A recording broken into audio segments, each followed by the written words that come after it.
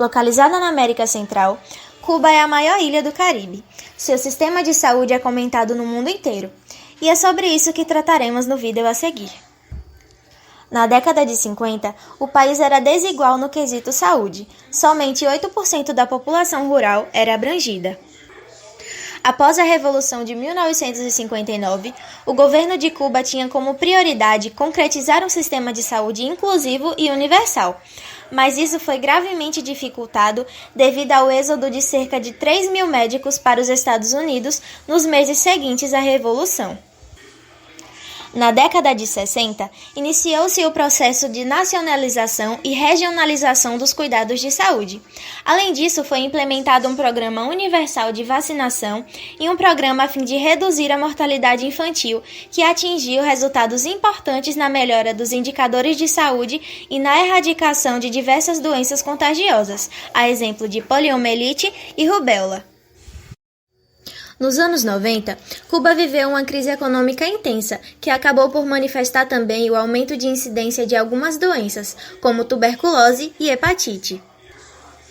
Na primeira década do século XXI, ocorre agora uma reorganização dos serviços médicos, dadas as várias missões médicas internacionais e acordos com a ALBA, Alternativa Bolivariana para as Américas. Na Lei 41 da Legislação Cubana da Saúde Pública, se estabelecem os princípios básicos para a regulação das relações sociais no campo da saúde.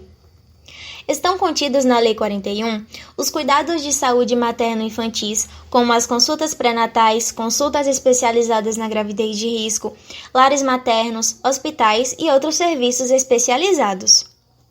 Os cuidados de saúde ao adolescente e ao adulto também estão presentes na Lei 41, a fim de diminuir a morbilidade e prolongar a vida da população mediante tratamento médico preventivo e curativo. A Lei 41 também assegura os cuidados de saúde aos idosos, através de medidas preventivas, curativas e de reabilitação no âmbito biopsicossocial, que possam levar a uma vida ativa e criativa nesse grupo etário. E, por fim, os cuidados estomatológicos, que garantem a promoção, preservação, cura e reabilitação estomatológica mediante a execução de programas de cuidados preventivo-curativos a toda a população, mediante as prioridades estabelecidas pelo Ministério da Saúde Pública. O sistema de saúde cubano funciona de forma onde o Estado regula, financia e presta serviços de saúde. Esses serviços operam sob o princípio de que a saúde é um direito social inalienável, que define o sistema de saúde cubano como um verdadeiro sistema nacional de saúde. Tal sistema visa o acesso universal, à cidadania e à integralidade, caracterizando assim o modelo semástico. Cuba é um exemplo ainda presente e bem-sucedido de sistema de saúde baseado na medicina socializada, sem a preservação do setor privado de saúde. O sistema de saúde de Cuba está estruturado em 4 níveis, dando-se um grande relevo no nível primário, que se baseia na ideia de que é melhor gastar um pouco na prevenção do que gastar muito mais tarde no tratamento de doenças avançadas. Dessa forma, temos um nível primário com ampla cobertura e baixa complexidade. Com relação ao enfrentamento da Covid, Cuba deu respostas à pandemia muito cedo. Desde o começo da pandemia, Cuba registrou um total de 915 mil pessoas contaminadas e os óbitos provocados pelo vírus somam 7.812. Com uma decisão política que envolveu o governo, estruturas estatais, cientistas e a população, foi elaborado um plano de medidas nacional e intersetoriais que teve início no fim de dezembro de 2019 e que foi detalhado ao longo do mês de janeiro de 2020. Isso possibilitou que no dia 30 de janeiro, no mesmo dia que a OMS declarou o estado de emergência internacional, Cuba estivesse aprovando um plano com cerca de 500 medidas de exigências sanitárias muito rigorosas, que incluía e buscava coordenar a participação de distintas instituições e organismos no referido processo. Esse processo vem sendo a todo momento atualizado de acordo com a situação. As estratégias sociossanitárias e de cuidado que constam no protocolo não se tratam apenas de um instrumento para o manejo dos casos, mas também um instrumento para a adoção de uma série de ações epidemiológicas.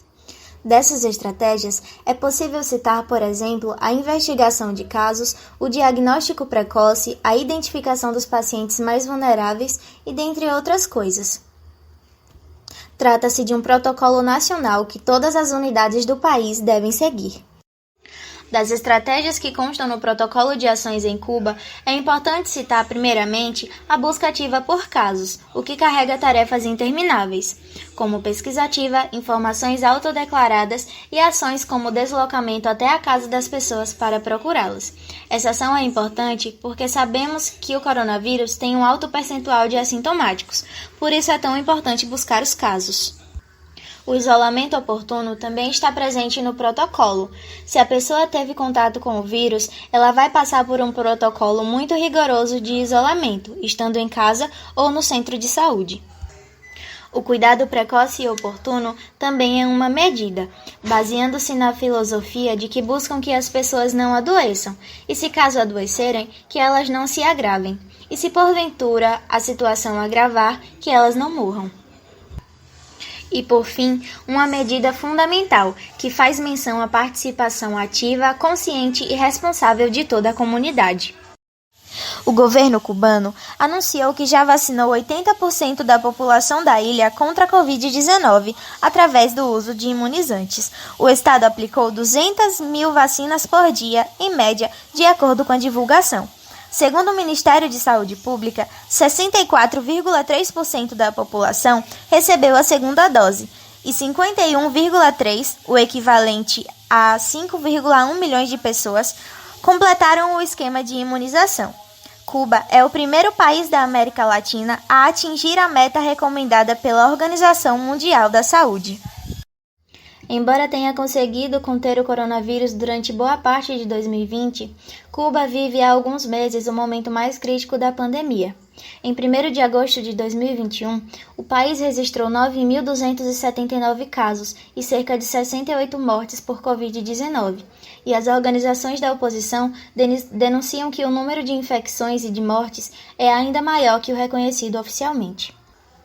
A dependência econômica do turismo fez com que Cuba abrisse parcialmente as suas fronteiras para os pacotes turísticos, o que permitiu a entrada de novas variantes mais contagiosas. O país, que havia desenvolvido uma estratégia de rastreamento rigorosa, apresenta agora limitações para a realização de testes de detecção de coronavírus, principalmente PCR. Também é escasso o acesso a sabonete para lavar as mãos e outros produtos de higiene, como o gel antibacteriano, que também favorece a transmissão do vírus e suas variantes mais contagiosas. Além disso, o caos é ainda mais agravado com a falta de insumos, falta de leitos, falta de atendimento e até de medicamentos básicos como paracetamol e ibuprofeno, o que acaba por matar ainda mais pessoas. Apesar da escassez de recursos econômicos e materiais, enfrentando atualmente diversos problemas econômicos e infraestruturais, com despesas de saúde muito inferiores à dos países mais desenvolvidos, pode-se comprovar que o modelo de saúde cubano apresenta indicadores de saúde comparáveis a países mais industrializados e mais ricos, com gastos muito inferiores. Com isso, para países subdesenvolvidos, um modelo como o cubano aproxima-se do ideal, mostrando que os pobres recursos econômicos e o atraso infraestrutural não impossibilitam a coexistência de um sistema de saúde de alta eficiência.